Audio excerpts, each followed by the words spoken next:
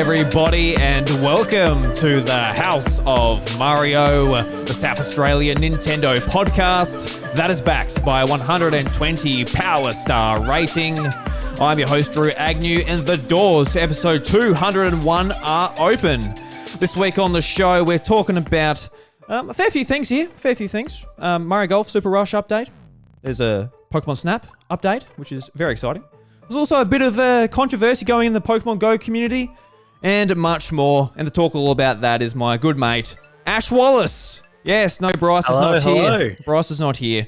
It's Ash. Bryce was a bit under the weather, so we called in Ash to jump on in, and I'm very appreciative of that. I'm looking forward to doing the podcast with him. How you going, Ash?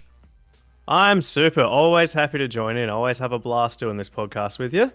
Excellent. And for those who don't know Ash, we've had him on the podcast before, talked about his gaming history and all of that, and he's also my co-host on one of our other podcasts, Crack and Furfies, where we talk a lot of crap, we drink some Furfies, and we try to bust each other's fake news stories we bring to the table. So that's a lot of fun we have on Thursdays as well. But now we're talking about Nintendo, a very serious topic here, Ash, the Nintendo family of systems, which is just Nintendo Switch at the moment. Which is, it's a small family.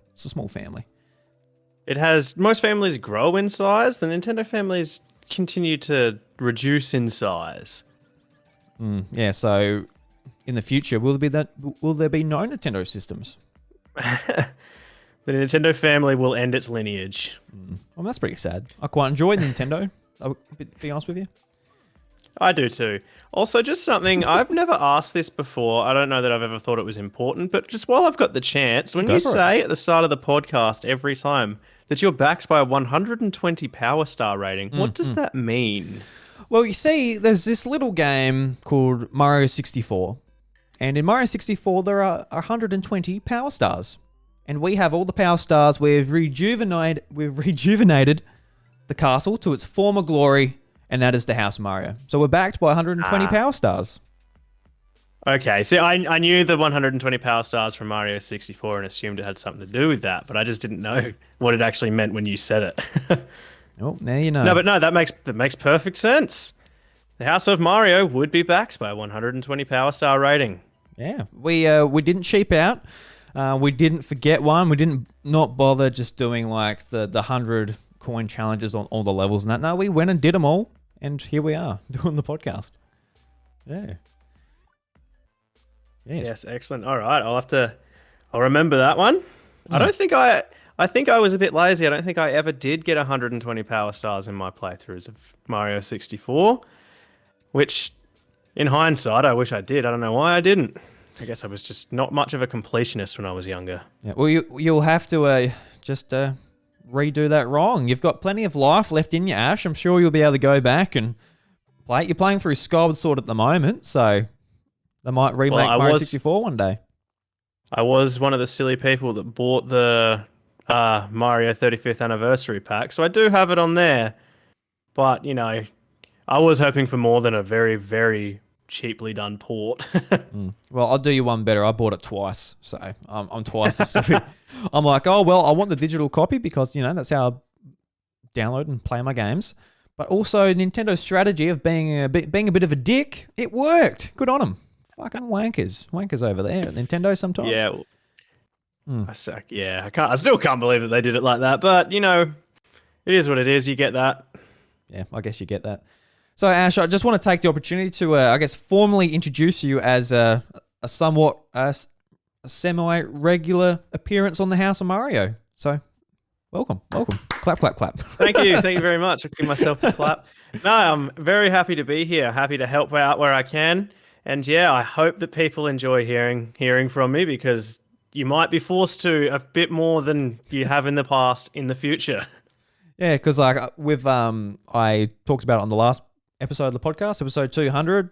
My partner and I are going to be having a baby, and with Bryce already having 2 kids and commitments and stuff, it might get a little bit harder next year. So just having an extra person to call upon if we need their services, their expertise, their opinions, their banter It's going to help us out a lot. And just another excuse to work with Ash is always a good amount of fun. So I do understand when a new host comes on to a podcast, it does take a little bit to get used to them. I know the podcast I listen to, it's very much the same, but I can guarantee you'll love Ash. He's an absolutely fantastic bloke. And I couldn't think of anyone better to ask to come on. So looking forward to this episode, Ash.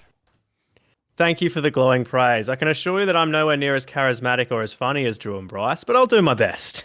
Well, that's all we can ask. That's all we can ask. I tell you what, Ash, when we started off, we sounded like a couple of primary school kids talking about muesli bars and Snickers and stuff. Just like, oh, how's your lollipop? It's good lollipop. It's sweet. That was pretty much our vocabulary. But an LCM? An LCM's kid or a roll-ups kid? Oh, both, man. Both. Chuck them both in my little lunchbox there. Roll-ups, I haven't no roll-up in years, but I would appreciate a roll-up. As a 27-year-old, I wouldn't mind it. It's awful for the teeth. Yeah, I remember. I'm pretty sure I actually lost a tooth when I was young from eating a roll-up. Like, it ripped it out of my gum. Oh, God. It was, like, already slightly loose, but it wasn't as loose as you would think it would be to lose a tooth. It was... Yeah, it was very painful. I really liked it when they're nice and gooey. Like, you warm them up a bit, they're nice and gooey. But you leave them in the sun. Yeah, what I didn't like is the ones that were like a bit older and like they were like cracky and crunchy, you know? Yeah. Those weren't the type of roll-ups. roll-ups Or if it was like really, really cold, it would do that as well. Get a bit harder and break apart more. Yeah. No, I was a big fan of the roll-ups when I was a kid. I think most kids were, though.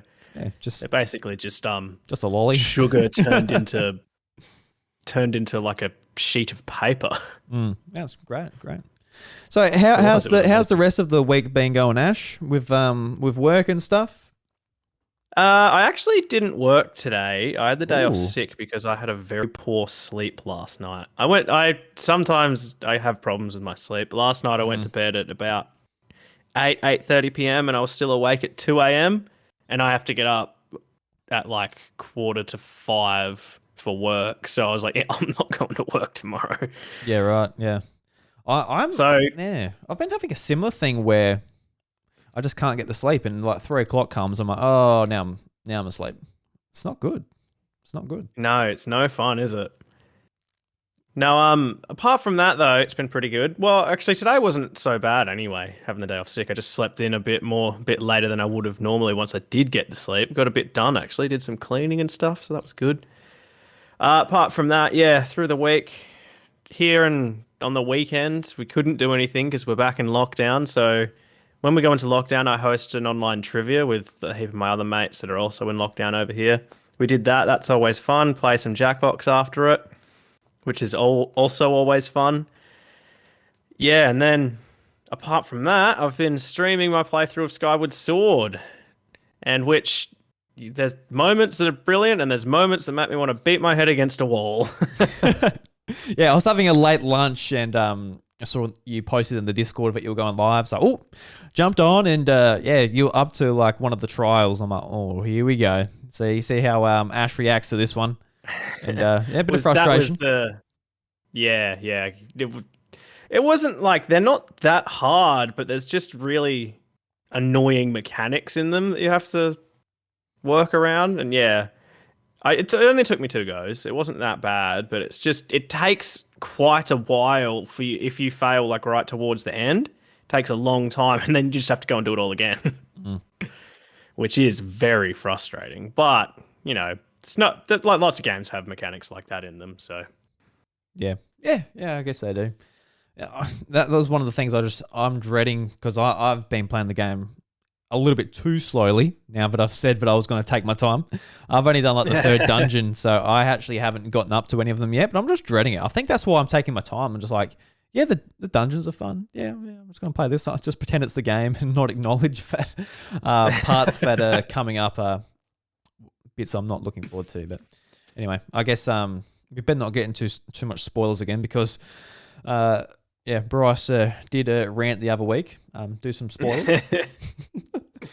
You mentioned that I had said to you previous to that a couple of times when he said things, I've sort of skipped ahead, so I wasn't hearing it. He's actually pretty good. He doesn't say anything he never says anything about the story. No. But like some of the stuff he was saying, he was talking about how the mechanics work, and I'm like, oh, but I want to find them out for myself when I work out how to do them. I don't want him to tell me. I guess that's probably just me being pedantic, though. You could not play the game, hear him talk about that, and then play it and discover it all for the first time. It's probably exactly the same, but Yeah, I just like to go in with completely fresh eyes. I think with Zelda as well, like you don't want the answers to the puzzles. That is the game. Going into a room and being like, all right, what am I doing? You're looking around. Oh, look, there's a switch I can hit or whatever have you. So I think that's a lot of it as well. But anyway, hopefully not too many people too worried. But I really want to tell you about this, Ash. I've had a very satisfying day because, and I want to gross you out. I want to gross our listeners out. Let's give it a go. So I had a blocked ear for about a week or so. Really bothering me, right? So tonight, before we record the podcast, I had about 40 minutes. All right, get in the shower, get the syringe out, and my God, I cleaned that ear out, Ash. And oh no, I got a nice little, I got a fair bit out of it. Let's just put it that way. Nice bit of wax. You're not going to show it to me, are you? Oh no, unless you want. Oh God. Unless you want me to. Yeah. Okay. No. I thought you when you were like, I'm going to gross you out. I thought you were going to say, oh, I've got it here. I just like lifted up. It was like 20 kilos. Oh. You've actually just taken your brain out of your ear. Yeah, it probably was my brain. I'll think about it. Oh, that's a bit awkward. But yeah, anyway, that's nice and gross. But as far as like stuff I've been playing, I actually had a nice little banquet of video games on the weekend. Sat down about 6 o'clock and played like a good amount of hours, like an 8-hour session. I played like a bunch of different things, mainly like to test them out and stuff with a bunch of updates to current games that were coming out. So probably the game I spent the most time on was Mario Golf Super Rush. They brought out an update that introduced Toadette as well as a new Donk City to the game. And it's actually a really fun course, and just like with the amount of detail that's in that level, it really goes to show how sort of bland the other levels look compared to it. Because it's either just like, you know, the kind of standard looking golf course, or you got, you know, Bowser's Castle and the wet woods area, and just it all sort of looks kind of boring compared to New Donk City. So I'm actually really quite impressed with it. I think it offers a good amount of varied gameplay on there. Just like there are some holes that are just on the ground, very basic to hit, and I enjoy a nice basic hole. Don't you worry about that. That's I'm not that great at Mario Golf, so I appreciate that. But there's also some tricky shots where on top of buildings, you got to hit them from another building to another, and if you go too far, it will fall off, or if you don't go far enough, it won't make it, obviously. And you can do like different trick shots because it's all sort of made of like urban stuff, which is like asphalt or concrete and stuff. And so you're able to bounce the ball really easly. So you can do like a lot of different trick shots. And I didn't try any of them. I wasn't that game. But you can do them. But when I actually played a lot of it in ranked mode, which is a brand new mode they brought out in this update.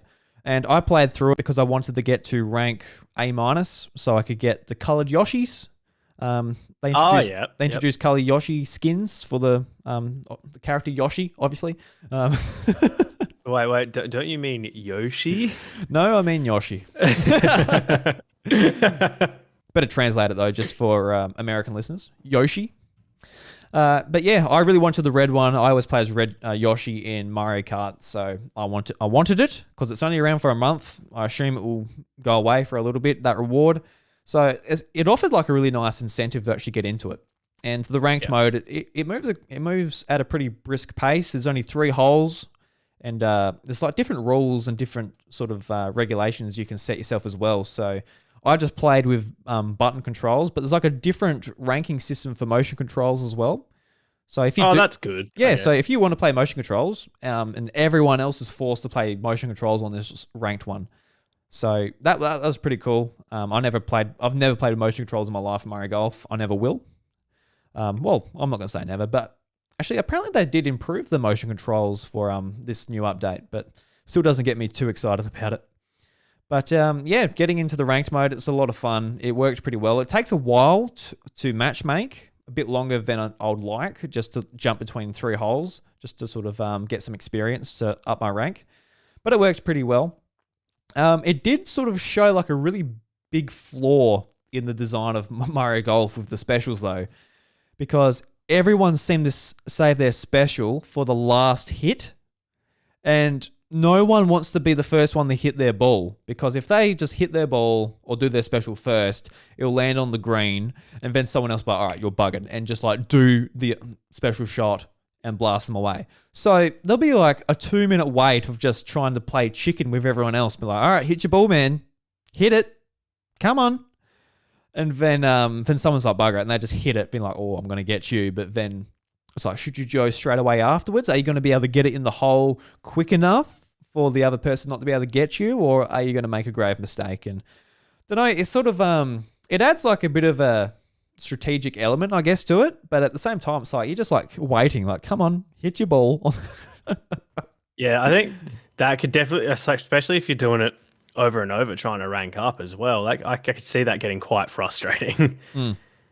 Like every single hole, people just waiting, and you're like, come on, I just want to get some XP. Yeah. That's all I wanted was the XP. I just wanted my red Yoshi. That's all I wanted. I think there was the other colors that they had, because it was 3 colors you unlocked. I think it was purple, red, and maybe yellow. Yeah, all I cared about was the red one, so that's all I sort of focused on. So yeah, that was my Mario Golf.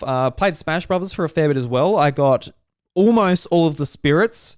I'm just down to 3 more spirits, and they were what's it called? What's the game called? Sakina of Rice and Ruin. They introduced like special limited edition spirits that were only around for like a weekend, and that was back in July, and I missed it. So now I've got to wait for that to rotate back in to get the last 3 spirits in the game. I'm just like, come on, it's just so annoying. I was like hoping that they'll like just added into the game. So I used all my items to like sort of shuffle the spirit board, see if they come up. And even if they were in the game, getting them to come up out of 1,400 spirits was literally going to be like winning the lottery. So I'm like, yeah, maybe not. So I've got to wait for that to come back in to actually get all the spirits, which is a little bit annoying. I was really sort of gunning to get them that night. And we actually haven't talked about it on the show that much, just because of the last couple of weeks. We've had a bit going on with Sean Capri on as a guest in episode 200, but been playing Pokemon Unite. I've only sat down with it like a little bit, about 3 hours one night, played with Bryce and a few members of our House of Mario Discord. But Ash, I know you played this a little while ago as well, and you have experience with MOBAs in the past.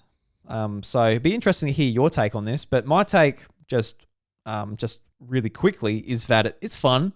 It's definitely got problems, and I don't want to spend money on it because it's Tencent, and yeah, don't really like Tencent too much. Yeah. But Ash, what's your sort of take on this? So I don't have heaps of experience with MOBAs. The MOBA that I play is called Heroes of the Storm, which is kind of like the laughing stock of MOBAs in most people's eyes, and I can completely understand that, because it's a very stripped back version of all the other MOBAs. It's like nowhere near as technical. So, but I prefer it that way. It's just simpler. It's much easier to play. It's much more accessible for new people, because that was how I started playing MOBAs. I'd never played them before, and that was the one I started playing because it was just so much simpler than all the other ones. But yeah, I think that I could say the same thing. The game is fun. It's really fun, but it definitely has a lot of problems, and they're like big problems too. Like there's no balance at all. I wouldn't even say it's a balancing issue. I just don't think they even bothered with balance when they built it. There's just lots of things. There's way too many menus. It takes me so long to find the specific menu I need to like change the particular item that I want to change. And because like they're all confusingly named too. Like there's like, you get a held item, I think. Pokemon can have 2 items. I think one's a held item and one is like I can't remember what the other one's called. A power item or something like that. But you can only change one of them from the items menu, and the other one you can only change in the pre-game lobby. But I just don't understand that, because why doesn't it just let me change it in the other menu when I'm in the main menu? Why do I need to be in a pre-game lobby to change that one? And then there's like other things as well. Something that really bothers me, I don't know if other people have issues with this or if it's just me and I'm just an idiot, but on the on-screen HUD, like the UI, when you're in a game, the I'm just going to pick up the controller to work it out. So the top button that you can see on the screen, because it shows you what your abilities are and they're mapped to the buttons, but the top one is the ZR button and the bottom one is the R button. And I'm looking at the screen when I'm playing, I just keep getting my abilities backwards because I'm pressing them based at like top and bottom. And I do it like every time without fail. And I just find it so frustrating. It's like, why didn't they just map them the other way around on the screen? You don't even need to change which ability is which. Just change with their positions on the screen. I just don't understand it. There's a lot of things like that. But I think this is all stuff that will get cleaned up. This is a brand new foray into this type of game, especially for anything to do with Pokemon. Yeah, it's a lot of it was going to be rough at the start. I think they were not going to get it right to begin with. Hopefully they fix it. And another one of the big problems is it's got massive pay to win elements, which everybody is complaining about. So hopefully they fix that up a bit as well, because buried in that mess of menus and pay to win is a fun, good game. Another thing that I've experienced is I've played it with a few of my mates, a few of them that you know as well. We just don't seem to ever win when we play against people, but then when you play against the CPUs, the games are too easy. Yes. And there's no in between. Like, you can't change difficulties for the CPUs. They're just whatever the CPU difficulty is. They're so easy. Like, I don't think I've ever died in a game against a CPU. And then as soon as you play against real people, even though you've got people on your team with you, we just get flogged. I've never won a game against people, and I've probably played maybe about 20, 25. And yeah, I don't know if I'm doing something wrong or everybody I play against is just really good. But yeah, I don't know. Yeah. I don't know if that comes down to like balance issues as well. Maybe I'm playing bad Pokemon and I just don't know it. But yeah, I don't know. Maybe I'm just bad. I might be making excuses for me being a scrub. No, I had the exact same experience as you. Like, I jumped into it. My very first game was just a match made online by myself, just into a random team. And we just absolutely smoked them. I'm like, yeah, here we go. Drewy in the MOBAs, see? Not so shabby. Then Bryce was streaming at the time. And so, we'll jump on. Let's jump on. I think it was myself, Wacko Jacko, Funder from the Discord. And we jumped on. We got rolled. We had all right, boys, let's try and work out what we're doing. Bryce was trying to tell us where to go. He had a lot of experience with League of Legends. So he was like, go top lane, go bottom lane. I'll go in the jungle. I'm like, what the hell's the jungle? So it's the middle bit. All right, man. All right. Learning all these different terminologies I've never heard in my life. But we got a bit better, but we didn't end up winning as that team. But all right, let's try a game. Let's go back to what I was doing before, just a random match. And just went straight back to winning again. I'm like, yeah. So I don't know if that's something like Tencent have implemented to be like, get people jumping into it, make them feel good.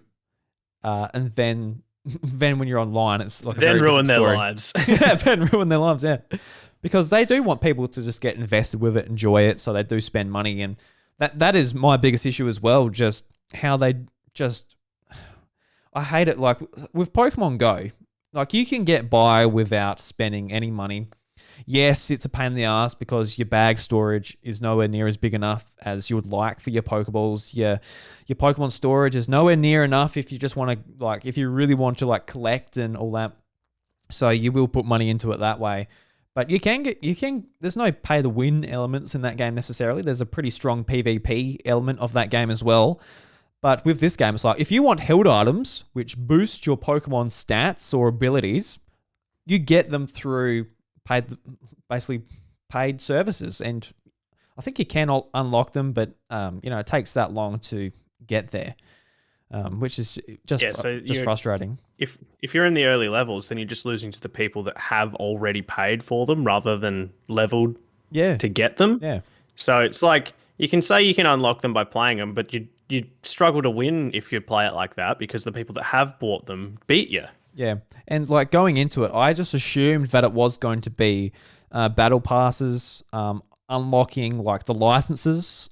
They're called Unite licenses in this. So if you want to play as Pikachu all the time, even if it's not in rotation, you can play as Pikachu. I've got no worries with spending under $10 for, I guess, a character. I've got no problem with dressing that character up, putting a different costume on. I've got no problem with buying a battle pass to unlock better things as you're progressing. Got no problem with any of those things, but it's the items which I really have a problem with going into it. And, you know, I guess you can suck it up and be like, you know what, I'm going to buy the Rocky helmet. I'm going to suck it up. I'm going to spend $10 on the fucking Rocky helmet. But then it's Tencent as well, which, you know, Tencent, very, very involved with the Chinese government. Chinese government, very, very shady figure in the world at the moment. Always has been. So it's a little bit harder to get invested in just from that point of view. But I think I'll still try and play it as free as I can. But yeah, unfortunately, I don't know how much I'll be really getting into it, because I see like content creators and stuff, and I dare say they're playing it and maybe putting a smile on just to make content. I don't know whether they're generally really enjoying it or not. But yeah, I would like to play it more. Just don't want to really get involved with this pay to win stuff as much. Yeah, I've like, as I said, I've had fun with it. I think the game is fun. Don't get me wrong. I think that it's a mess, but I think that it's fun. The gameplay itself, once you've gotten past all the menus and you're in game, and if you're not getting stomped, which seems to happen to us a lot, but if it's a good game, the game is fun. It is a good game. Yeah. If you were wondering whether to try it out or not, I'd say try it. Give it a go. You might love it. You might find something new. It's not a game that was like awful. It's got a lot of problems that need to be fixed, but hopefully they fix it, because usually, like most of the time when creators bring out games and there's the fans complain about them non-stop, they'll fix them. Because like, look at what EA did with Battlefront. They shut down all of the paid services on it when that came out. Hopefully they'll listen though. Yeah. Whether they do or not. Yeah, EA get like a lot of slack for, you know, what they did with Battlefront, and rightfully so, but to be honest, absolutely. Like, you know, they listened, they did change it. Which at the end of the day, you know, what can you ask of them? They did what you wanted to. Yeah. Yeah. Unfortunately for them, the game was dead by the time they had made the changes. Yeah. But now they realise that they shouldn't have released it like that in the first place, because they did it with the first one too, and the exact same thing happened, but they never changed that one. Yeah. Anyway, it wasn't so bad with the first Battlefront, but the second one was like, oh my god, you're wasting my time and money, guys. Like, this is not worth anyone's time. Yeah. Actually, you're definitely right with that. The first one was nowhere near as bad, but the first one definitely did have those elements as well. All right, so I've just got like another couple of small indie games to talk about. Did you play Dead Cells back in the day, Ash? Yeah, I did. I have like a funny story about Dead Cells when I was trying to play it at PAX. I think must have been before it was out. But just like every time I went to play it, it was always a massive line. And then like the 2 times I actually was there and managed to get my hands on the controller to start playing it, I was waiting outside of a panel, and then they started going in as soon as I picked up the controller. So I never actually got to play it at PAX.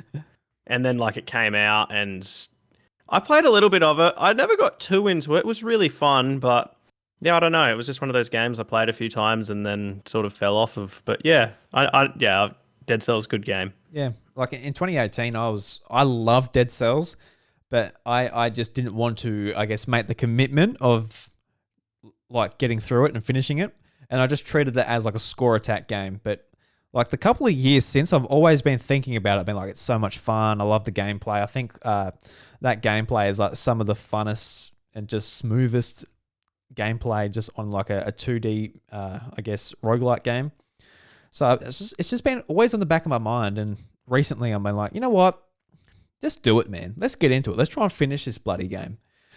So that's my goal at the moment. I picked it up on the weekend. I'm like, all right, let's see if I can make a bit more progress. I don't have to do it all in, a month or anything like that. I can do it over the course of the next year, just something to keep coming back to, try and make it my comfort food. Because if it becomes my comfort food, Ash, I'll bloody gorge that thing and just get fat on it. Instead of going back to Smash Brothers. And, I can't get the spirits at the moment, so I'm all right on that front. But just an absolutely fantastic game. I'm sure majority of people know about it, but if they don't, it's just basically like a 2D roguelike game where you try and do, you go for runs, basically, try and progress level to level. Once you die, you lose all your items, you go back to the start. But you do make some progression via collecting, what I think they're called spirits. Yeah, they are spirits. You collect spirits along the way from defeating enemies. You can spend those spirits on permanent upgrades. Like you're able to heal yourself like 1, 2, or 3 times. The more you upgrade, you're able to keep money once you die as well. There's like multiple upgrades as well, perks and stuff as you go along. So just really, really awesome. So I'm glad that I've decided to pick it back up. So let's see if I actually stick with it. At the end of the year, I'll ask myself, Drew, did you keep playing it? And if it's a no, bad, Drew. Bad. And also just there's a lot of stuff to catch up on the last couple of weeks. But I haven't talked about it on a normal episode, but Trigger Witch. Trigger Witch, really awesome game by Rainbite. For those that don't know who Rainbite are, it's the guys who made Reverie back in 2018 as well.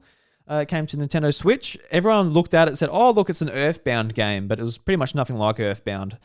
It was just like a kind of a Zelda-like game. Really short one. It took about, I think, about 5 hours to complete, but it was based in like I guess, remote New Zealand, and it had like a lot of New Zealand references and stuff. And it's just really, really cool, really unique game. And they've come back and they've made a brand new game called Trigger Witch, which is basically a twin-stick shooter Zelda-like game where you play as a witch, but instead of using spells and stuff, you're using firearms. So you're shooting just like mythical animals in the face and blood spraying everywhere, and it's really quite funny. Just a nice pixel art style.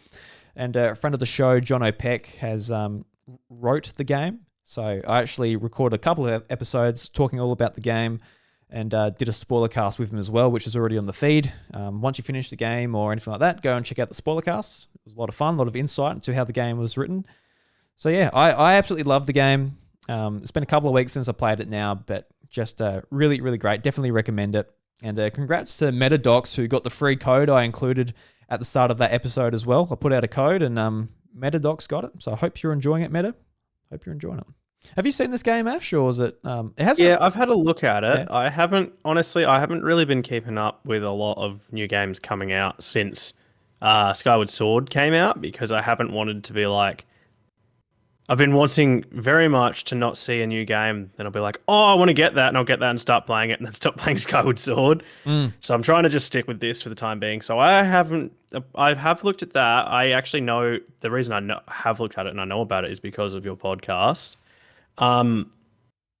But that's something I might look into. Like, I'll probably get it once I finish Skyward Sword. But yeah, no, it does look really good. I reckon it looks amazing, actually. The art style is cool as, and the whole story and everything's really cool as well. So yeah, I reckon it'll be a great palate cleanser as well. After a big long game like that, you'll be able to finish this in about 8 hours or so, and it goes by really quickly. I played it in handheld mode, just going through it, and the time goes really quick. Really did enjoy it. I can't recommend it enough, actually. I think it's going to be a game at the end of the year where it's going to be on our list for Game of the Year. I really did enjoy it. I know I am biased, I will have to say, because friend of the show, John O'Peck, friend of mine, wrote the game. But, you know, if I didn't like it, I'll fucking tell John into his face. But that brutally honest. I said on the show, like, it'll be awkward if I said to him, I'd be awkward if I didn't like it. And it's like, so this game, I really don't like it. It's like an hour discussion. Oh, John, what were you thinking with this point? Yeah, this was ridiculous, man. But no, really fun, really fun. So yeah, I've been playing Skyward Sword as well, Ash, but don't have to talk about that.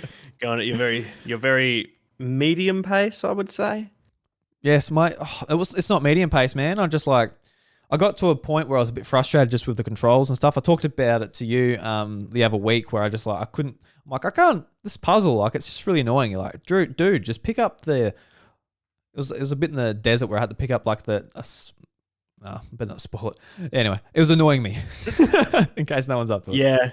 There are so many sections that have very frustrating mechanics and controls, and every time it happens, it always seems to be like a kind of unnecessary part as well. And I'm like, why did they even add this part that I'm doing right now into the game? But anyway. Yes. All right, Ash, anything else you'd like to talk about before we get into the news?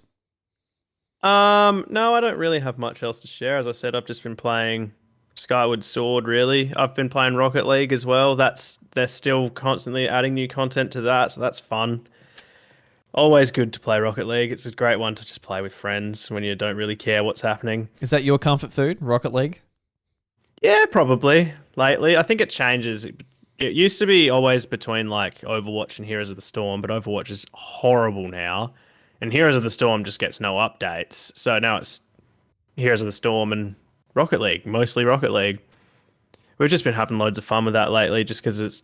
I know it's just like the worst thing to do, but we get on there and we've been just like trash talking everyone. But even when we're getting caned, we still trash talk, and it's just like it's just so much fun because we're not the kind of people. We don't go on there and abuse other people. We just like say stuff that doesn't even make sense, but it's like. Just I don't even know how to explain it, but we find it so funny, and the other people are just like, "What are you talking about?"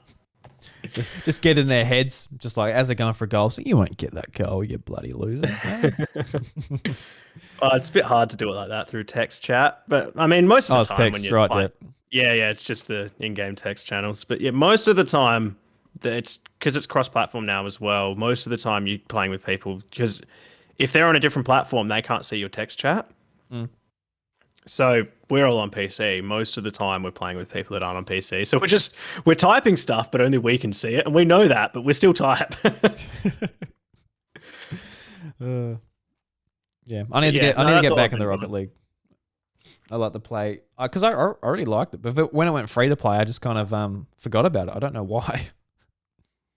That's fair enough. I can see why. I haven't played it for ages until we started getting into it again, which was literally because we kind of got back into it a little bit a few months ago, but then sort of fell off it again. But in like the last 2 or 3 weeks, we've been just playing it flat out, and it's one of those things where it's like there's no 2 games that you will play that will be the same. Every game you play is different, and you're always like, there's always stuff happening that you've never seen before, and yeah, and it's just a very simple. It's got like the perfect like format for me as well, because I'm not really into games like multiplayer games where you have to sit down and it'll take ages.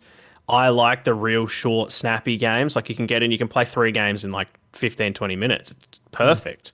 That's what I really liked about Overwatch as well. That was a bit longer, but it was the same thing. Your games were short. It was quick and to the point, or not to the point, depending on what kind of player you are. Yeah, I never got into the games that take a lot longer, and yeah, that format just works really well for me. So that's probably another reason that Rocket League just works so well for me. Yeah, I remember on Switch, it actually performed all right on Switch. Yeah, I've played it a fair bit on Switch as well.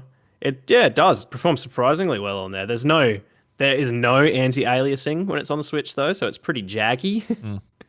But no, it looks fine for what it is, definitely. Like, you don't need it to be better than that. But I've got it on my PC. It definitely is much better than that on my PC. Need to boot it up on the Series X or something, see what it looks like there.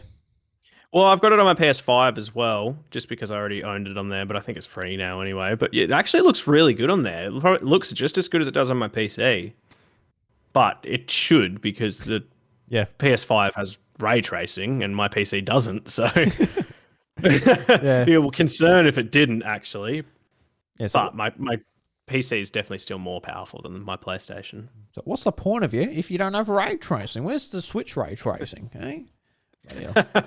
Where's the Switch anything? Yeah. Where's those extra frame rates I'm missing? Hey, where they going? Looking under the couch. Where's the frame rates? Yeah, you're just playing Breath of the Wild and you get to the forest and your frame rates drop. Where'd they go? Hey, where'd the frame rate go? Oh man, that forest, when I walked in there for the first time, I was like, oh no. Yeah, just like, it's very pretty though. Very pretty though. Like, you know what? Yeah, it is very pretty. Frame rate, who cares? Am I right, boys? That's what they said at Nintendo.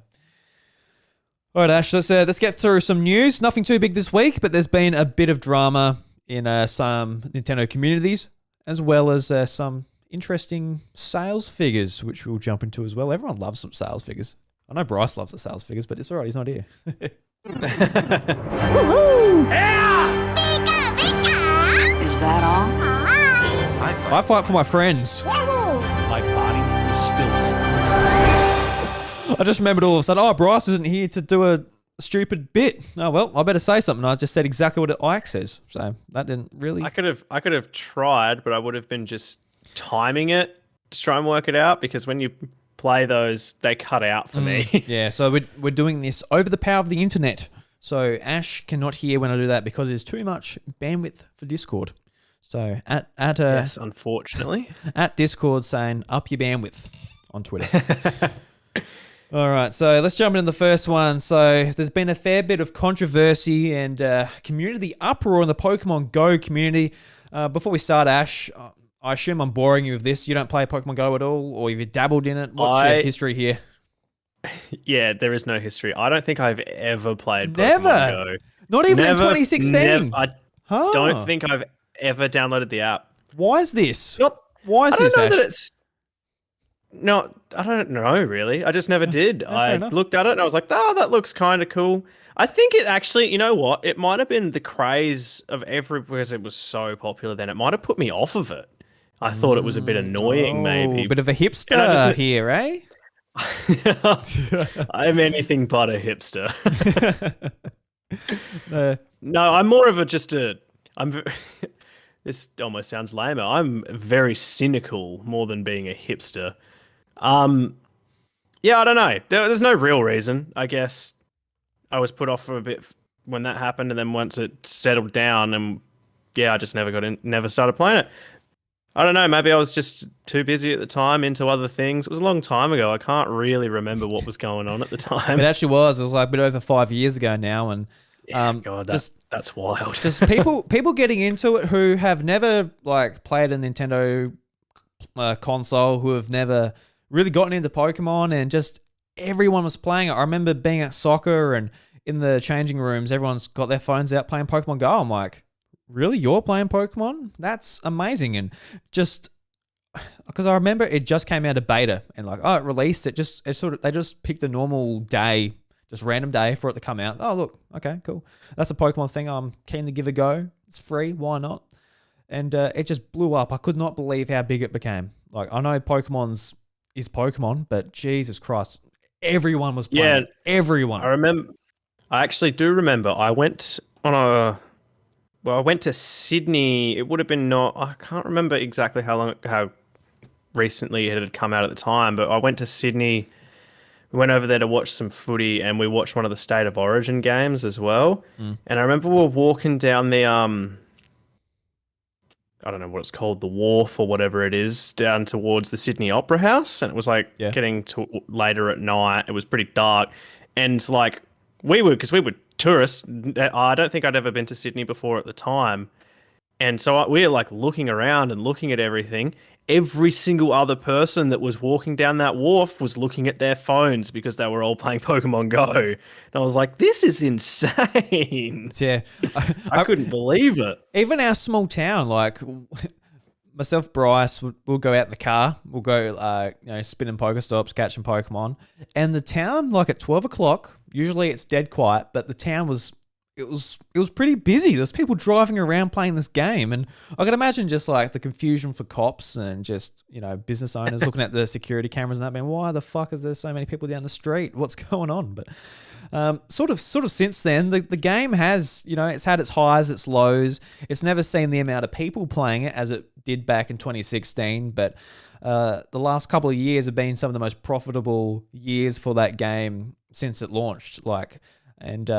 And with the coronavirus, they introduced a lot of new features and sort of changed different implementations of their features to actually really make the game better. Not only for living in lockdown and not being able to go out around the town freely as you once could, but it was just really useful features that they introduced. There was remote raids, so no longer do you have to go out and sit in your car to do a gym battle. You could just have a remote pass from your house and you could play it if you could see it from your house, or someone could invite you from the other side of the world and you can join that way. So I think that made the game a lot better.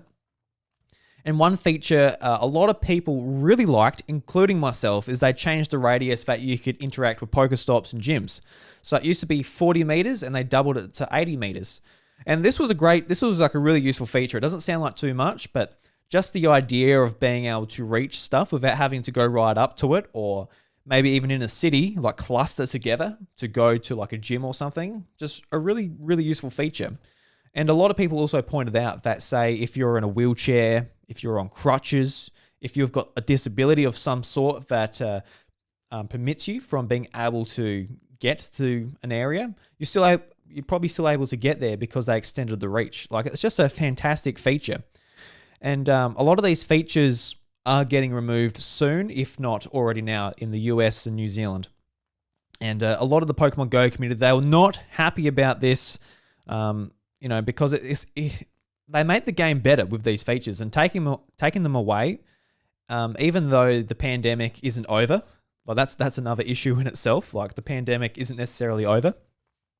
It's just sort of a bit dumb on Niantic's part. So a lot of people on Twitter, whether it's content creators for Pokemon Go or just general players, they started the hashtag #HearUsNiantic, and they put together a letter that put together a lot of interesting points about why they should keep these features implemented in the game, mainly for safety, accessibility, respect, a lot of these sort of things that these enhanced area allows you to do.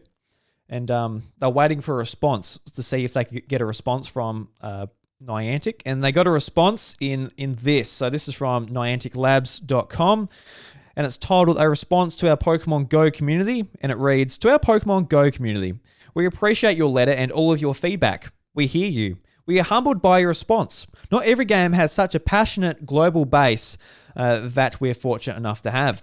Like everyone else around the world, our team has been working very hard to adapt to the global health environment. The recent exploration bonuses we've made in the US and New Zealand are designed to restore some of the foundational elements players enjoyed prior to 2020, and reward players once again for moving and exploring. Encouraging people to explore, exercise, and safety play together in person remains Niantic's mission. The health and well-being of players is our top priority, which is why we have implemented the new exploration bonuses in select geographies where it is deemed safe to be outside. Research has shown that taking walks outside is safe and confers several health benefits. Furthermore, encouraging outdoor exploration in keeping with Niantic's vision. That said, we will continue to monitor health and safety guidances related to outdoor activities, and will make future changes if necessary. We have heard your feedback about one change in particular, that the Pokestop and gym interaction distance. We reverted the distance from 80 meters back to the original 40 meters starting in the US and New Zealand, because we wanted people to connect with real places in the world and to visit places that are worth exploring. However, we have heard your input loud and clear, so to address the concerns you have raised, we are taking the following actions.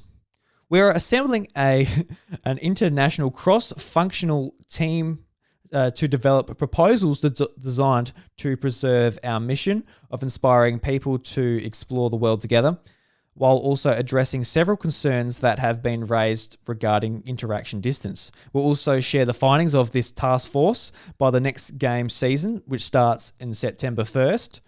As part of this process, we'll also be reaching out to the community leaders in the upcoming days to join in on this dialogue. Our goal is to build a fun and engaging experiences that remain true to our mission, and we thank you for challenging us with thoughtful and constructive feedback, the Niantic team. So I know you don't play Pokemon Go at all, Ash, literally, in your whole life. You're a very rare person, Ash. Look, I found one, everyone. I found one. Know. Someone who hasn't played Pokemon Go. Jesus Christ. But I guess from my perspective of someone who hasn't, someone who actually quite enjoys Pokemon Go, and I've spent probably a bit too much money in it as well. It's good that they listen. It's good that we've gotten some feedback. It's a little bit sort of weird thing to say. They're going to put together a task force. Like, I do get that we want people to be going outside, interacting with one another. What makes Pokemon Go such a good game is the fact people are going outside and they are meeting people, they are interacting with the community. And the stronger that community is, the more passionate they are about the game and the more likely they are to spend money in said game. Like, I get that. If people are just stuck inside and like, this is boring because I'm just tapping my phone inside, what the hell is the point of this? They're going to lose interest maybe a bit quicker. So I do sort of understand why Niantic will want to keep people engaged outside. But really, an 80-meter radius instead of a 40-meter radius does not change that whatsoever. Like, it just doesn't. You still got to go outside. You don't have to get as close to people, but apart from that, it's pretty much the same thing. So I don't know what this task force is going to find. I guess we're going to be waiting until September 1st for people that do play this game. But a lot of content creators, who like specialize in Pokemon Go, they are sort of been like, you know what, we're gonna sort of stop playing the game until this happens. Like, it's a pretty big thing just in like the niche of Pokemon Go. But how does it strike you as someone who's a part of other gaming communities? Would you be happy with this response from, say, I don't really want to say their name, but the makers of Overwatch? You're playing Overwatch, but I knew that this is where you were going with it. And they didn't listen to a lot of feedback from their community, and that game sort of just they never did. Even when the game died, they were like, "Nah, we're still right. You guys are wrong." No, I don't like that at all as a response. It sounds like I understand the same as you said. They're trying to get people out there. They're trying to get them to like interact with each other and everything. But yeah, it's mainly they're putting together a task force. It sounds like they're just like, a lot of it sounded really confusing to me. I didn't quite understand a lot of it. They're using like a lot of technical like jargon and like why what it did before and what it did after you changed it. Why do you need to make a task force to look into it? Yeah. I don't understand that at all. That just doesn't make sense. Because I've been watching a few Pokemon Go players talk about this on YouTube, and I was listening to what's his name? Mystic 7? I think it's Mystic 7. Anyway, I just call him Mystic. He's a pretty prominent player in LA in the States. And he was saying that Niantic actually hired like a person who directly takes the people's feedback, brings it back to the game, and the game was really focused on the community for many years. But for whatever reason, that particular person has left, so now it is just like there's not that sort of bridge between the community and Niantic. And I don't know if that task force is just like bringing this person's role back. I'm not quite sure, but we're going to find out when the next season rolls around in start of September. So we'll find out then. But for anyone that is still playing, there is a Pokemon Go Community Day this weekend. It's Eevee. It goes for 2 weeks. And this one has me a little bit excited because I want shiny Eevee and I want all shinies of all the evolutions. So you'll be able to get many Eevee and evolve them into different things. So that's cool. If you're still playing, if you're really upset about this, personally for me, if they keep the features, I'm going to enjoy the game a lot more. If they get rid of them, I'm not going to be playing as much. It's that simple, Niantic. Like, I spent a lot of money because I enjoyed the game a lot in 2019 and 2020. But if these features go, I'm going to enjoy it less and spend less money. So that's where I come down to it. I haven't spent money in that game for a while. That's another thing as well, is that like, I knew enough about Pokemon Go and enough about all the changes and everything they made to know that like the changes that they made received just like glowing unanimous praise from everyone. Nobody didn't like the changes from what I understand anyway. And now they've said they're going to change it all back. People want them to keep it the way it is, and they're just like, no. And it seems like that's kind of just seems to me, it seems like a fuck you to the community. When they got praised for making the changes because they made the game better, like obviously they made it safer as well during the pandemic, but they made the game better. And now they just wanted, the pandemic's not even over, and they were like, yeah, we're going to change it back. And the community was, well, we like it this way because it actually made us enjoy the game more. Can you leave it? And they just go, no, we can't. We can't do that. Yeah. Oh, well, it's up to them. Hopefully they come to the conclusion that, yeah, you know what? What's the harm? People are still going outside. People are still meeting each other. The community's still engaging with one another. It's just at a more luxurious distance. It's pretty simple. It's such a simple thing. But Yeah. anyway. All right, let's move on to some really exciting things. Let's talk about some Q1 2021 financial results from the Big N here. So, I don't know. I do enjoy talking numbers. Bryce, I put Bryce to sleep here. Hopefully I don't put you to sleep just as quick, but we won't talk about it I won't drag on too much, but I brought up an article from Vooks.net, which sums it up really nicely. So the article reads, it's a new financial year and Nintendo's Q1 results are in. This period of sales is between April 2021 and June 2021. There's several new games in this period, and we're keen to see how Animal Crossing New Horizons is tracking. During the reported period, Nintendo sold 4.45 million Switch consoles. 3.31 million of them are the flagship model, and just 1.14 for the Lite. Nintendo says hardware is down because of the Switch Lite underperforming, and because, well, they didn't have Animal Crossing New Horizons release. Speaking of that, New Horizons shifted another 1.26 million, taking the total sold to 33.89 million copies, which is just ridiculous. Mario Kart 8 Deluxe outsold it in the same period with 1.69 million units. Nice. It's still the best-selling game on Nintendo Switch at 37.08 million. And Mario Kart 8 Deluxe, at the time that these results came out, so it started end of June, is only 300,000 off overtaking Mario Kart Wii as the best-selling Mario Kart game in the series. And, we're at the start of August now, so it's overtaken it. It's definitely overtaken it by a little bit now. So, congratulations, Mario Kart 8 Deluxe. Let's overtake the Mario Kart Wii. Mario Kart Wii was, in my humble opinion, pretty shit. All right, so I'm happy that the best Mario Kart has overtaken it. Yes, it's the best one. That's what I'm saying here. Mario Golf Super Rush, with only a handful of days on sale, is already the second best selling Mario Golf game. Not the second best, that's for sure. Golf game. There was no update to any 3DS figures because they're not selling any of them. So why would there be? So that takes us to the total number of Nintendo Switches sold, which is now sitting at 89.04 million units sold. So that's a lot of units. Nintendo is continuing to crush it.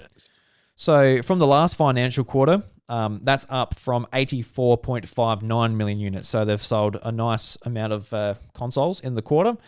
It is interesting, though, that the Switch Lite, when they announced that, it was a fair bit cheaper, smaller. People might be looking for it for their kids and stuff. And you think it would be a big seller. And it's no slouch at 15 or almost 16 million sold. But, it hasn't taken any interest away from the normal Switch. You can see that people are really hungry for the main feature that the Switch offers, which is also playing on your TV and being able to take it with you.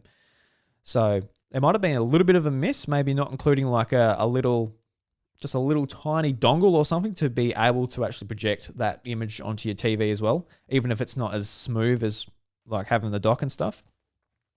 But a few more sales figures for the games that came out this year. So Pokemon Snap sitting at a very respectful 2.0 million copies sold. So that's a nice amount for the Pokemon Snap. I think there's a lot of hype around that game coming out, so it's no surprise that it sold well.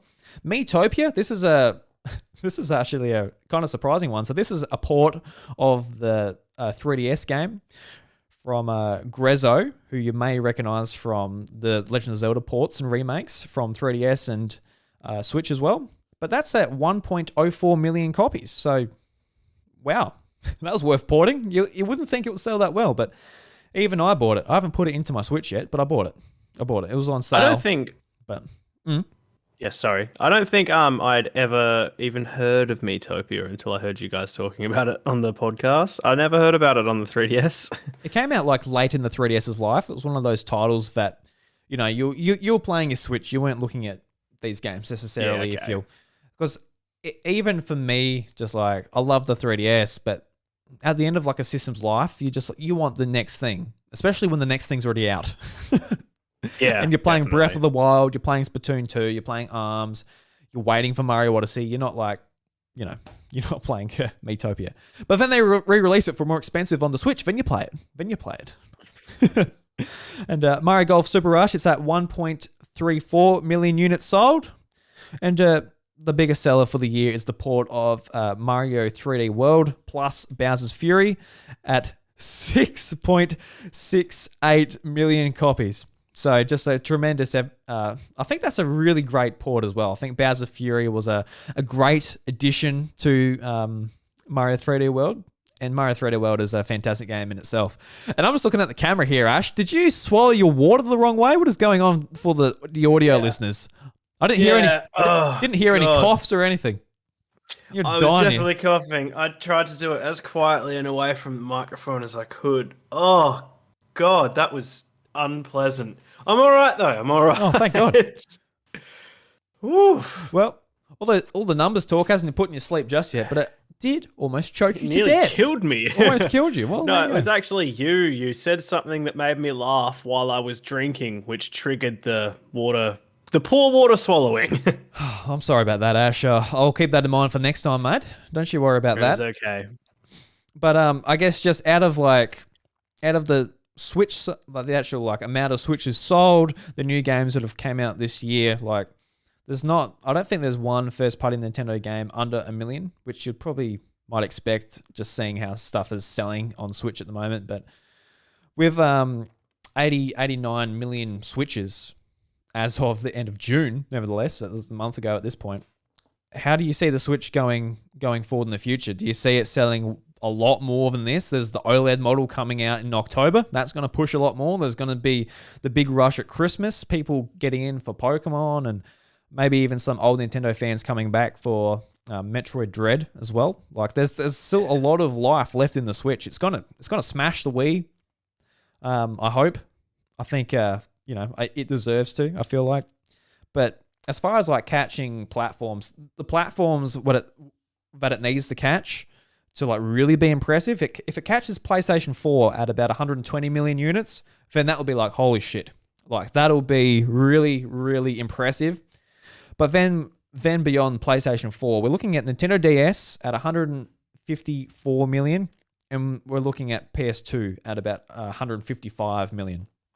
So whether it will get to that much, I don't think it will. I think those are tremendous numbers, but gaming has grown so much since then. And if Nintendo can keep this momentum going, keep the software coming out, keep people interested with different revisions and hardware implementations, who knows? I think I get like somewhat really excited when I'm just like looking at these numbers, like not because I'm like, oh yes, Nintendo's making some money, but it's just it's interesting to keep an eye on, just seeing how like gaming has evolved, because like with the PS2, the biggest driver of that was just like people just really loving the DVD playing aspect of it. Like Grand Theft Auto was massive and pushed a lot of units as well. But like as far as like what PlayStation were doing with like first party titles, like Jack and Daxter and all that type of thing, like, you know, they were great games, but they weren't pushing PlayStation 2s. But now with Switch, like people are buying it for Nintendo games. There's no DVD player in the Switch. So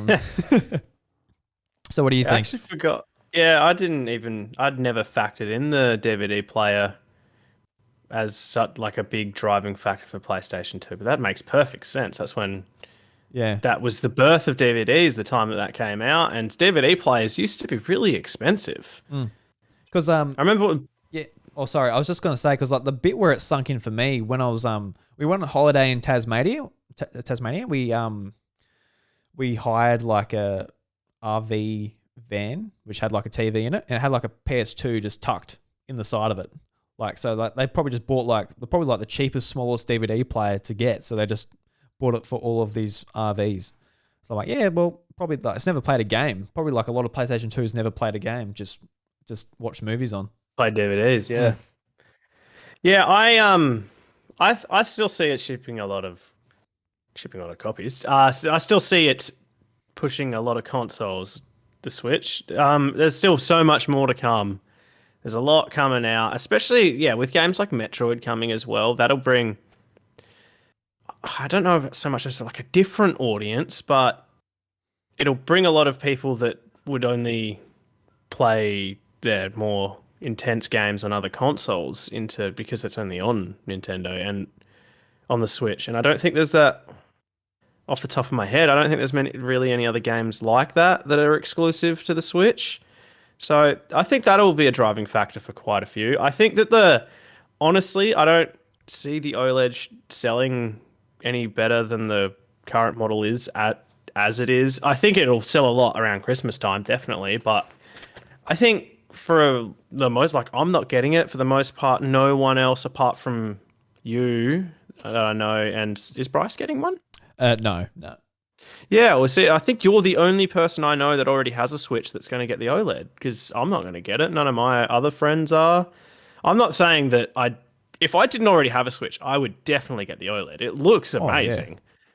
But I've already got one, and I don't need another one. I pretty much only ever play my Switch docked anyway, so I definitely don't need the OLED. No. It does look very pretty, though. But yeah, I think... And yeah, mostly for new people getting them that don't already have them. I think most people that, like the older audience that do want to play the Switch, probably already have one. So the ones that sell, most of the newer ones that sell would be probably for kids. And I think that with the OLED being more expensive, a lot of parents would probably lean more towards the Lite over the OLED, just because the OLED's even more expensive than the current flagship. But I don't know. I could be wrong. They could all ship OLEDs. They could their kids might have tantrums in the Big W electronics section, saying, "I want the OLED. I want the OLED. I want the better screen quality, Mom." But I mean, personally, I don't see the OLED selling overly too well. It won't sell poorly, but I just there'll be a big rush of sales as soon as it comes out. There'll be a lot around Christmas, but then apart from that, I think it'll probably sell maybe about the same rate as the current one, maybe a little bit lower, because people might lean towards the Lite because this one pushes the price mark up a little bit.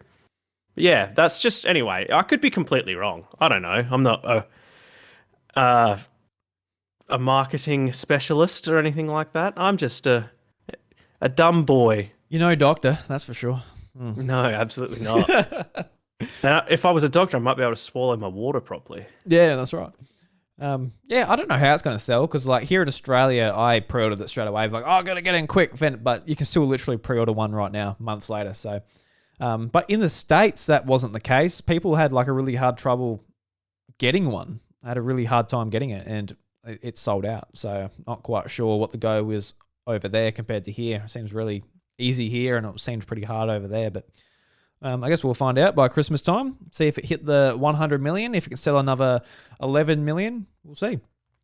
So as far as like the best-selling games on Switch, the top 10, Ring Fit Adventure at number 10, which is always interesting. Yeah, very surprising. So that sold 11.26 million copies. Super Mario Party has sold 15.72 million copies. Splatoon 2 has sold 12.45 million copies. Pokemon Let's Go Pikachu and Eevee has sold 13.57 million. Pokemon Sword and Shield has sold 21.85 million. Super Mario Odyssey has sold 21.4 million. Legend of Zelda Breath of the Wild has sold 23.2 million. Super Smash Bros. 24.77 million. Been a nice casual jump up to Animal Crossing New Horizons 33.89 million, and Mario Kart, which has sold 37.08 million. So yeah, that's just the top 10. It's just Jesus Christ. So if anything else is going to enter them, what would you expect it to be? Would you expect anything else to be like a massive hit this year? Because personally, I don't really. Nah, yeah. It's going to be a pretty hard group to get into. I'm just trying to think of what else has just recently come out or is to come out this year, but no, yeah, not definitely not this year. No, I think that those numbers are pretty staggering, and especially like when you get titles that you don't expect to get anywhere near that mark, like Ring Fit Adventure in particular. You just think like it just goes to show you do never know what is going to get up there. For the most part, you do, but you'll get those roughies, the smokies, that just do so much better than you would ever have thought. But no, yeah, I personally, definitely, I don't see anything new being in there this year. Yeah, like I don't see the Pokemon Diamond and Pearl remakes getting in there, taking over. No, definitely not. And taking over any of these, and don't know. I'd expect that to hit at least 10 million though, but yeah, we'll see how well that goes in Pokemon Legends Arceus next year. I hope that gets in there because I want Game Freak to get the message that is what we want. So if that sells anything less than 10 million, that will be a bit of a shame for that series. Certainly hope so. I just want it to be good. That's my main concern. That would be good. Yes, I would like it. It looks amazing. I'm way more excited for that than I am for Breath of the Wild 2. Yeah. Yeah, and I'm like you know me, I'm a diehard Legend of Zelda fan, but it just looks so good. Yeah, I think I'm more excited about it because I've just put Breath of the Wild 2 just so far in the back of my head. I'm like, at E3, I'm like, ooh, when it just went to the back of my head as well, just because like, I don't know when this is coming out. They said they're going to try for next year. They said they're going to try. Look, good on yous. I don't know. Last time you said you're going to release it, you got a 2-year delay for Breath of the Wild. So I don't know how much faith I want to put into it. It's going to be fantastic when it gets here, and it's going to be worth it. But, Yeah, no, absolutely. I think the other thing with Breath of the Wild though, Breath of the Wild 2 is like they'd have to. I don't even know what they could do to make it a bad game because they've got like they were using most of the stuff from the first one. The first one was a brilliant game, so you've got the foundations there. You just need to give us another good story, put in a few new elements that work, and we'll love it. But then with the Pokemon one, it's all brand new. It's built from the ground up, and I think that's probably why I'm more excited for it. If they were put side by side, like if that Legends Arceus was going to come out day one alongside Breath of the Wild, then I'd probably have been more excited for Breath of the Wild. But for this, I'm definitely more excited for Legends Arceus. I'm so keen for it. And I'm just so stoked that Cyndaquil is one of the starters as well. It's like my favorite starter from every generation. Him and Mudkip, my two favorites. yes. What wonderful choices. I'm going to choose Oshawott in this. I love Oshawott. Oshawott, I remember when I first saw it, when they announced it as the starter Pokemon for Black and White. Black and White. And I'm like, oh, what is this ugly, bloody clown-looking otter thing? I chose Snivy, went through the game, and Serperior, I kind of liked it less by the end of the game. I'm like, Then I replayed it again. I chose Oshawott. I'm like, oh, I love Oshawott. Evolving into Dewott, then Samurott. Oh, give it to me. I want that bloody little boy following me around the Sinnoh region. Yes, please. Absolutely. So after the Game Boy Advance, for quite some time, I actually didn't have a DS. Like while the DS was around, I got into it much later, and I missed Black and White because of that. And I'm pretty sure after that, the first Pokemon game I tried to play again was Ultra Sun. All right. And I hated it. So I played it for about 5-6 hours maybe, and then I didn't play it again. So I missed a lot of Pokemon. And then I played Sword and Shield, obviously, when they came out. Fucking loved it. It was awesome. Did like it? Yeah, cool. Yep. Yeah. It was, I thought... What I've found with a lot of the newer Pokemon games, it's just too easy. Oh yeah, they got really easy. So easy. It's almost more difficult to lose than it is to win. So, but apart from that, the game's still very enjoyable. The story was great. It was all like brand new on the Switch. That was brilliant as well. But yeah, they don't pose much of a challenge anymore, which is a bit of a shame. Yeah. They used to be really hard. Back in the day, they were so hard and unforgiving. Yeah, like even if you go back to Pokemon Emerald, I wouldn't say like it's hard necessarily, but there's definitely more to it than there's a lot more thought that goes into some battles. Like, like was it Tate and Eliza, like the double battle? Like that was hard. Depending on like what starter Pokemon you chose as well. Like Roxanne, I know you could evolve your Torchic into a Combuskin to get the fighting type advantage, but that could be hard as well. So I remember even Brawly, the fighting type gym leader on a Dewford Town. Like I remember losing to him a few times as well. Like, but the idea of losing against a gym leader now is just kind of unheard of. But yeah, I'm glad. Yeah. I'm glad you enjoyed Sword and Shield at least because, you're back into the series. Yeah, so I had a massive it was a lot of learning for me playing Sword and Shield as well, because like a lot of the Pokemon that I just assumed were new to this region, I'm like, oh no, that's like a couple of regions ago. I just didn't play that game because I didn't have the console at the time. So yeah, there was like a lot of Pokemon that I didn't even really know, which it was cool to go through the Pokedex and look at them all and see, oh yeah, that's that one. That's from this region. Yeah, no, it's good. I really enjoyed. Which one do I have? I have Shield. I didn't get both. I got the dual pack. Yeah, really enjoyed I'm a good boy. I'm a good boy. I'm a good shill. Yeah, I would recommend actually Black and White and Black and White 2. If you do want to go back to a previous Pokemon game that you haven't played, I probably wouldn't recommend any of the 3DS ones over that. Be definitely Black and White. And then with Diamond and Pearl remakes coming out, you can catch up on that aspect and that region through those games, I think. So.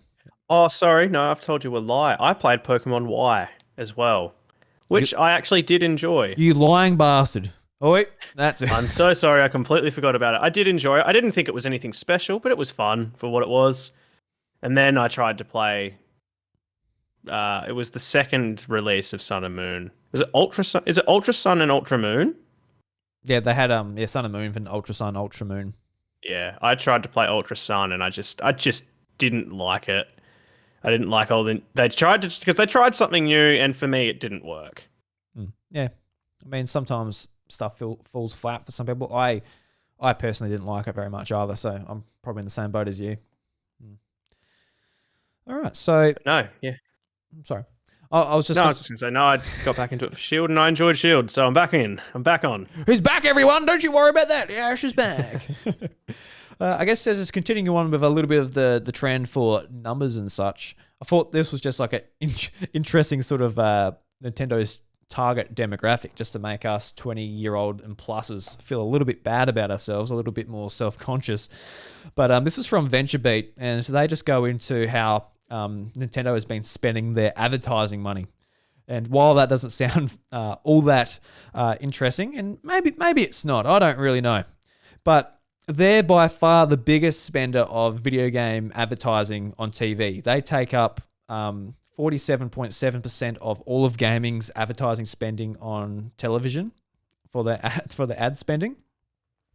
And it's just got it compared to the other platforms. So, for example, Xbox, they spend 4.2 million, and their top network they advertise on is the ESPN, and the top show they advertise during is the NBA basketball. And it's the same for PlayStation as well. They're big pushes for the ESPN, and their top show is Sports Center.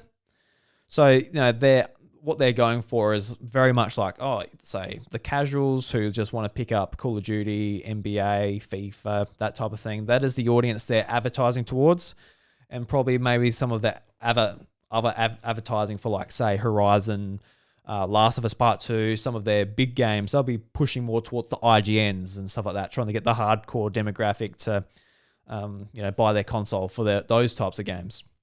But Nintendo, we know Nintendo's a very different platform, and the advertising dollar speaks for it as well. So they, their top network they advertise on is the Disney Channel, and the top show that they air during is SpongeBob SquarePants.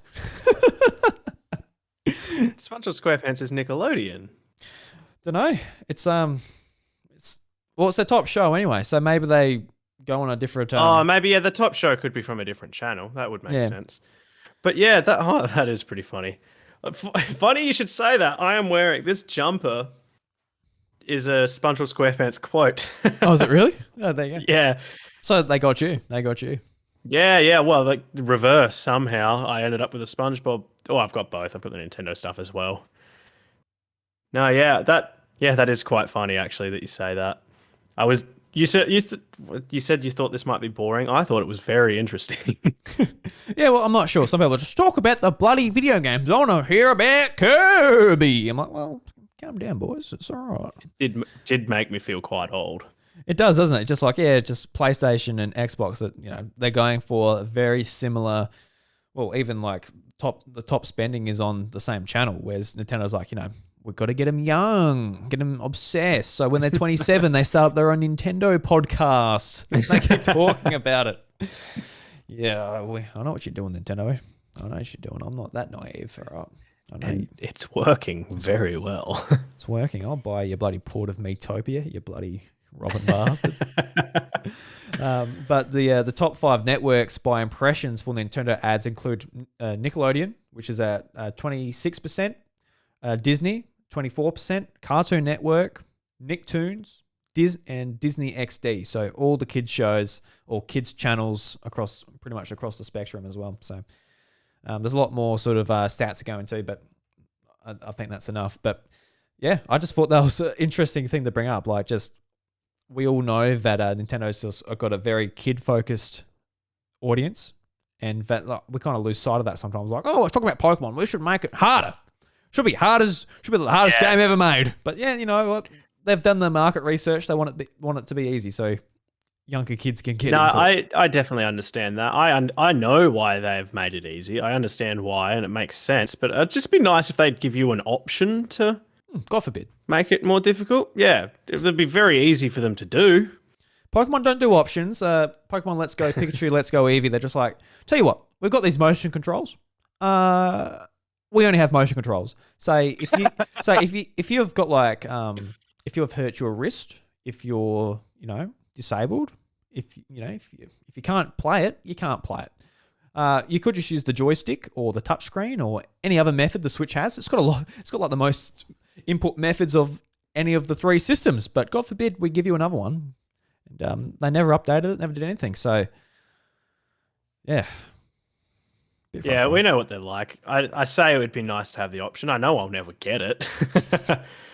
Yeah, because it would be nice though. Yeah, in Pokemon Black and White, they had a hard and an easy mode. We're like, oh, fantastic! I'll play the hard mode. Thank you very much. And then they turn around and say, well, slow down. You've got to play through the game, and once you finish the game, you unlock a mode. But easy mode is exclusive to White, and hard mode is exclusive to Black. And if you want to play through the game on said mode, you would have to have another copy of the game, mix records, so then they would have access to that mode. No. I'm like, tell you what, how about we just go start game, easy, normal, hard. That'd be great. Because the way they implemented it That's ridiculous. I'd never heard about that. The way they implemented it was really good. Like the gym leaders, they had a full team of Pokemon instead of I think it was the 4. They're like EV trained and like smarter AI and stuff like that. Like, it's what we want. And they locked it away. I never got to play it because how could I? I finished the game. I'm like, well, I want to start hard mode, but it's not even a simple reset and then choose hard mode. It's transfer it to a friend and reset your game and transfer it back. It's like, oh, the Nintendo Game Freak. What are you doing? Anyway, talking about... Sounds like it would have been harder for them to make it like that than it would have been for them to just give you a menu option. I don't understand.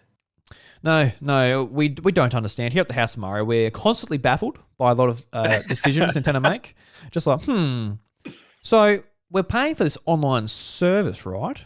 And we've got cloud saves, but they don't work that well. And you're not putting virtual console games up there once we want. What about Earthbound and stuff? But you're bringing out like Jiggle Jiggles Biggle Boggle instead. It's like, anyway, don't know.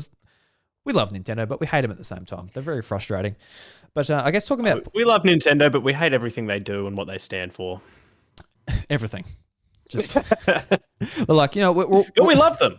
We're all about bringing gaming to the family. I was like, we fucking hate it. Give us the most hardcore shit you've got. I hate families and connecting with people.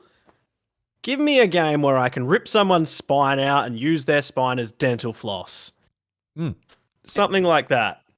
Yeah, you've got Mortal Kombat on Switch. And let me pick easy, normal, or hard in the menu at the start of that game.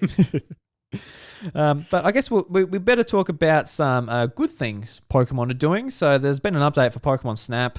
It's a free update. It's out now. I haven't played it yet. But it's basically they're adding 20 new Pokemon, 3 new stages to play. So if you want more Pokemon Snap, they've given it to you for free, which is good. I enjoyed Pokemon Snap. I was never like hyped for it, and I got what I expected. Pretty much, it's a nice, fun game. I've got to go back and, you know, see some more things in the game.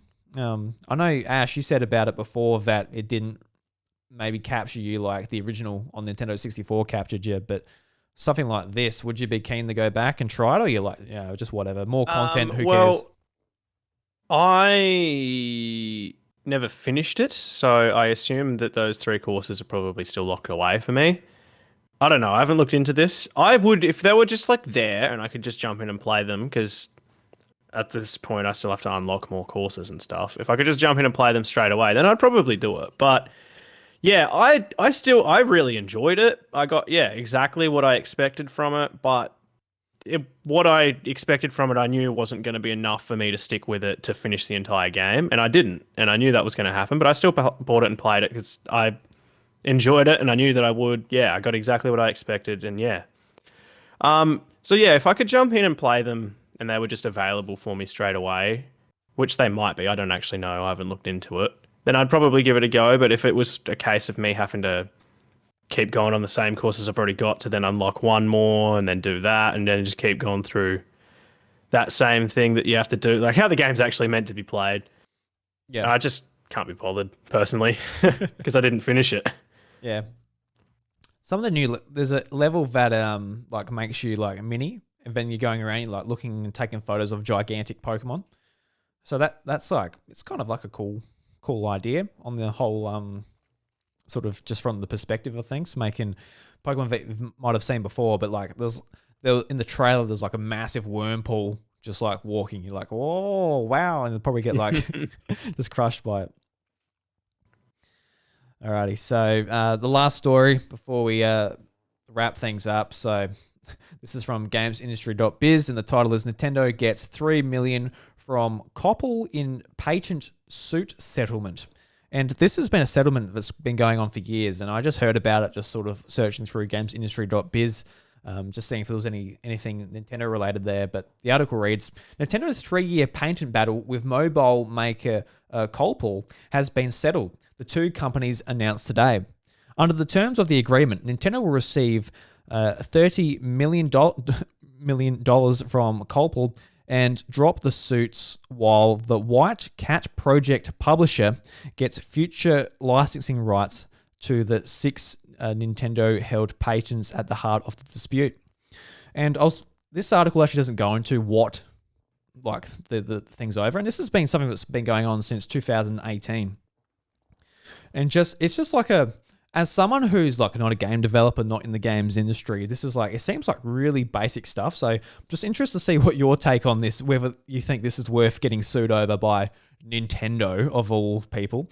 So this is just from another article which I've pulled here. So it just quote, Silicon Error details the 5 patents White Cat Project reportedly infringes while filed by Nintendo between 2001 and 2006. So yeah, they filed it like a few years ago, but this has been something that's obviously been on their tip of their tongue for a long time, long before smartphones took hold. The filings cover various innovations such as a shadowing effect, whereby characters obscured by view by in-game objects can be seen as shadows. So you might recognize this from like say Mario Galaxy or a lot of the Mario games where you go behind a rock and you see the silhouette of Mario. That is one of the things this company is being sued over. Wow. Other patents cover characters automatically attacking an enemy near a point where the touchscreen is pressed, a confirmation screen before exiting sleep mode, multiplayer connectivity functions, and the technology used to operate a joystick over a touch panel. It's like, don't a lot of fucking games do this? Yeah, I was going to say I didn't even know that those were aspects that could be patented. Yeah, it sounds like aren't very they just basic in-game things. effects? Yeah. A lot of them. It sounds like very basic things, and like I'd never heard of the White Cat project before either. It's like a mobile Japanese only game. So, in the West know nothing about it pretty much. But the article continues on. It says the suit was dragged on since December 2017, but the situation appeared to turn in Nintendo's favor this year as the Switch maker increased its monetary demands. In February, Nintendo raised the amount it claimed to be owed from 40 million to 45 million. But in April, it nearly doubled that demand by pushing the claim to 89 million. Koppel acknowledged the role those increased claims played in its decision to cut the deal, saying, subsequently, the company demanded that it would be best to resolve the matter as soon as possible through a settlement, and now has reached an agreement on the settlement. A Switch version of the White Cat project remains at works at Koppel. So what's really interesting about this as well is this publisher is actually porting this game to Switch. And yeah, that is quite odd, isn't it? and how they work is like, I guess like the third-party relations team at Nintendo and like the legal side of things, they're completely separate. So Nintendo very happy to have another popular game, especially in Japanese markets, on their platform, but also the legal side of things like, oh, no, you can't do this. But like, surely that's not surely like this shadowing effect and like the joystick and like interaction on a touch screen and stuff. It's like, really? But yeah, it's just like when you say it, I'd hear that and I'm like, it doesn't sound like it's worth $30 million to me. No. Yeah, no, and it all just sounds like things. Maybe the joystick one I can kind of see, because if it's a specific technique that Nintendo developed and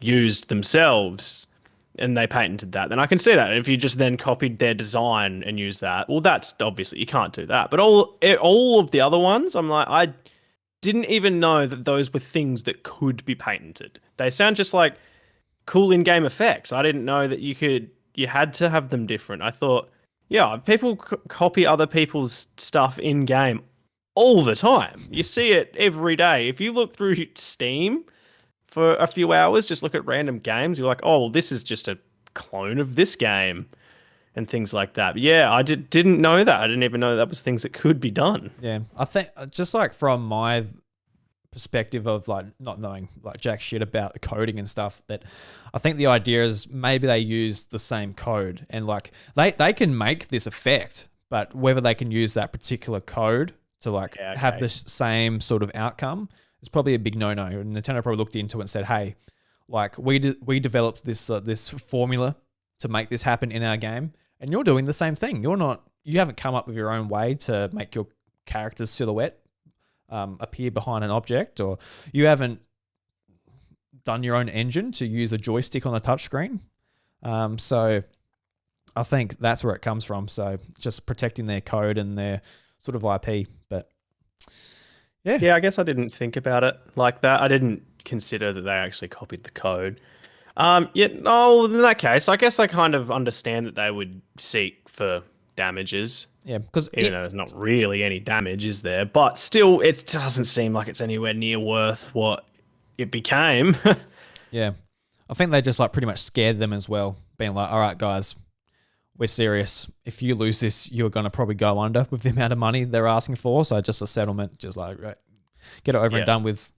But like, to be fair, Ash, like it never said anything about code in here, but that's just where I'm coming from. Just been like, just like, it's not the idea because, I don't think they can have like, there's no other game from any other publisher where a silhouette of your character doesn't like appear like it does. Like, in The Last of Us, and stuff like that. You can see yourself behind like cover and stuff if you like swing the camera and that. So it's not an exclusive idea Nintendo had, but I think it's just the way they might have implemented it.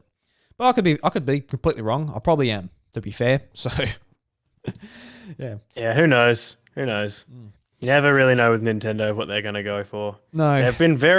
They've been quite overzealous lately with their lawsuits. There's been a lot of them. Yeah, they'll just be in their HQ, but we haven't had a lawsuit in a while. Let's like they go on the App Store. Oh, what are They're these? like, oh, look at these silhouettes. Yeah, what's this touchscreen control stick? We did that. Oh, we better remove them and sue them. Oh well. Yeah. Good on you, Nintendo. You got to make your money somehow, eh? You're not selling enough Switches. It's all good. All right, so that's they're definitely making a lot of money. yeah, that's all the news, Ash. Are you happy you got through it? Are you still alive? Did you fall asleep? Did you die? Did you choke? No, I survived. The choking was the biggest concern that I had, but no, I survived. I got through it all pretty well. I actually do like getting into the numbers as well. I think the numbers are quite interesting. I think that they don't change that greatly between quarters and whatnot, but I do like listening to it. I do think it's interesting. Excellent. No, I didn't need help getting through it. Well, next quarter I'll sack Bryce and I'll have you back on then. That's all right. I can be your quarters man. Quarter man. All right, so let's move into the House of Mario Red Coin releases and talk about some games coming to Nintendo eShop. Alrighty guys, so I've got 3 games here which I want to talk about. I don't know if Ash can hear me while I've got the music playing. Ash, can you hear me? He's going so-so. So-so. So the first game is Dodgeball Academia. And the blurb is, join rookie dodgeball student Otto and an electric cast of characters in Dodgeball Academia as they train to dominate and it's like broken up here, like the word is split and dominate on and off the courts. Okay, on his fast-paced sports RPG. It's really weird how it shows up on my screen because like the words like split up on like 2 different lines. I just couldn't put it together in my head. And this is probably the highlight for me this week. I saw it because it came to Xbox Game Pass as well, so I'll be trying it there. But it's basically like a dodgeball RPG game, which looks really interesting, just like a turn-based RPG. I did see it on Game Pass as well, and I looked at the title and went, "Oh, that's going to be crap." But then I actually saw some of like what it actually is, and I was like, "Oh no, it looks really good." Yeah, I'll probably give that a go on Game Pass as well once I finish Skyward Sword. It has like a really nice sort of hand-drawn art style, nice and colourful. So I'm keen to give it a shot. So if you want it on Nintendo Switch, you can get it for $33.75, 10% off at the moment. So get on that if that interests you. The next game is a Monsters Expedition. And a Monsters Expedition is from some of the best puzzle designers in the world. Comes a Monsters Expedition, an adorable and relaxing open world puzzle adventure for monsters who love to learn about humans. So that's a nice little introduction there, actually. So just a nice little puzzle game where you can walk around and sort of interact with the world. It's like an isometric game where you're figuring out puzzles and stuff. Got nice art style, nice and colourful. Another sort of hand-drawn sort of look to it. 20% off at the moment. You can get it for $20.16 on the eShop. So go and jump into that one. And last but not least is Picross S Mega Drive and Master System Edition. So an exciting collaboration between Picross S and characters from the hit games on the Sega Master System and Genesis. So I know people like Picross out there. It's been one of those puzzle games I've been meaning to pick one up and actually get into. So I would like to give one of these games a go. You can get this one for $15 if that interests you. If you're a big Sega fan, you can play Picross and unlock sprites of Sonic and many more Sega characters. But apart from that, that's all my recommendations for this week. Just to let you guys know that Dr. Mario World on iPhone and Android will be leaving on the 31st of October. So if you care about that, which none of you do, don't worry about it. It's leaving. Don't spend any money, which you can't anyway because I've locked it off. And an announcement as well for a release date. was it Boldo? The Guardian Hours is coming to Nintendo Switch on the 27th of August. And this is a really, really pretty looking sort of indie Zelda-like game. It looks very much like Ni no Kuni. Just like a really nice sort of anime art style. Similar to like Studio Ghibli. Just really, really nice. It's not quite as polished and refined looking as Ni no Kuni because it is an indie game. So the budget isn't that high for it. But it's really nice nevertheless. So you'll be able to pick that one up at the end of this month. And I actually noticed it. I noticed the release date because I was looking around the App Store. It's actually coming to Apple Arcade as well. So I'll probably play it there because free is good. Free is good, Ash. Absolutely, it is. So yeah, that's sort of the recommendations for this week. Nothing too big, but fun nevertheless. Go and spend your money how you like. So Ash, that brings us to the end, my friend. Anything else you'd like to say before we say au revoir? Nah, not particularly. I just have been looking over at my other monitor the entire time, and I don't know that it's only just clicked for me, but the thing I've been looking at that's on my other monitor is it's on Steam, and it's in my library, and the game that's actually pulled up is that it's clicked on is the I Love You Colonel Sanders dating sim, and I've just been looking at the banner for that for the entire podcast, and I've only just clicked. I'm like, oh, that's what that is. He's a dreamy man, that Colonel Sanders. He can cook some chicken. He can break some hearts, I'll tell you that. Those cheekbones. Whoa. Ooh. Those crispy cheekbones. You know, a bit of a original recipe on those cheekbones there, Colonel. Ooh, he's got some of the secret herbs and spices on those bones. He does, doesn't he? He's got, he's a dreamy man. Dreamy man. What an outfit. So iconic. Now, I don't want to ruin the Colonel for anyone, but just if you see the KFC logo and you see like his tie and like the cross, it looks like he's just a stick figure with the Colonel's head on it, which is unfortunate. Well, you've absolutely ruined the Colonel for everybody that is listening. Well, I don't want to ruin the Colonel, but here we are. Yeah. Anyway, guys, thank you very much for listening to episode 201 of The House of Mario. If you'd like to leave us an Apple Podcasts review, you're more than welcome to. In fact, we have an Apple Podcast review from Wacko Jacko, and it reads, "The best Nintendo podcast. From the first time I heard the doors opening and closing of The House of Mario 200. It's one of the most Australian podcasts you'll ever hear, full of gaming banter, including the times where Bryce constantly pulling hate on Gen 4 Pokemon. Bryce does hate Generation 4 of Pokemon, it's true. Here's hoping you guys get old mate Reggie on the show. P.S. I wish the Apple Podcast app would give you the option of 120 Power Star rating. And you know what? That is a big sort of omission from Apple. You know, they're a $1 trillion company, but fuck me. Where is that feature? Just bullshit. Apple, get on your shit.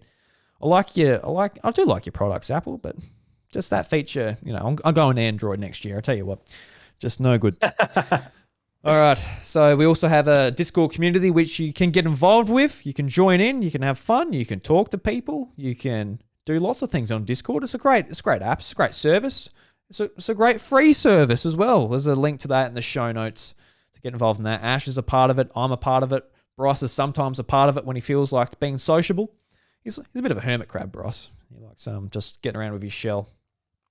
I just got a message from good friend of the show, Dave Langley, has told you to check the chat. Check the chat. So we're live on youtube.com/iDruby at the moment. So we'll see what he says in the chat. Mystic Umbreon Drew. So has he said anything that's actually worth it? X and Y was easier. I don't know. Okay. So he's putting some crude stuff in the chat. Dave, that's no good, mate. I'm not reading that on the show, you bloody bastard. Oh God, I could have just checked it myself, really, and been like, oh yeah, we don't need to. But oh well, that's all right. He just told me to tell you to check it. Bloody hell, Ash. Anyway, anything cheeky bugger, that Dave. Anything you'd like to plug, Ash? Maybe Kraken Furfies? Yeah, I'd always be happy to give Kraken Furfies a plug. It's good fun. It's a lot more banter filled than this. We just basically talk shit for an hour and maybe an hour and a half sometimes, and it's good fun. we try to trip each other up on fake news stories. So yeah, I'll give that a plug. I don't really have anything else to plug. I'm not on socials or anything. So just keep listening to this. Give Crack and Furfies a whirl if you've got a bit of free time. And if not, that is fine. Yeah. Anyway, guys, the doors, the House of Mario 201 are closed. I'll catch you later.